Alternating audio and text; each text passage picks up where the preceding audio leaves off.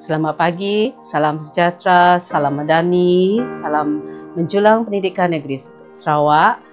Fly Kenyalang Fly, Fly High. Okay, hari ini bersama saya Cikgu Tara daripada SK Melaban, salah seorang PKM yang dilantik di sekolah SK Melaban, ingin berbicara bersama anda semua apa itu kepimpinan.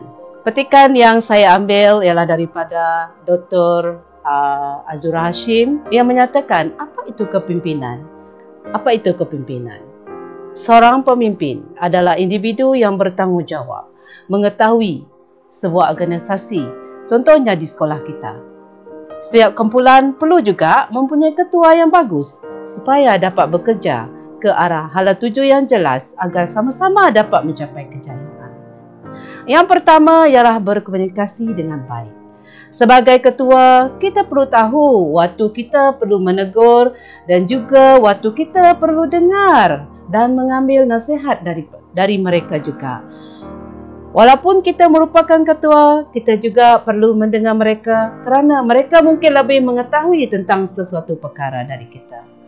Oleh itu, kita perlu mempunyai kemahiran komunikasi dengan baik supaya sebagai seorang pemimpin kita dapat bekerja dengan baik bersama orang bawahan kita. Ciri seterusnya adalah kita perlu berfikiran jauh dalam segala perkara yang kita perlu lakukan.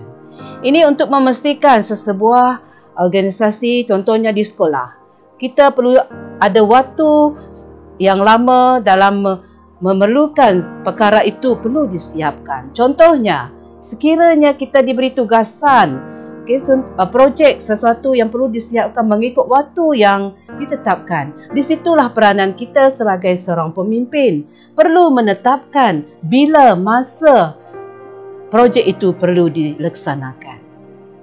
Yang ketiga, ciri kesabaran perlu ada pada seorang pemimpin. Ini kerana sikap kesabaran merupakan ciri sangat penting yang diperlukan sebagai seorang ketua yang bagus.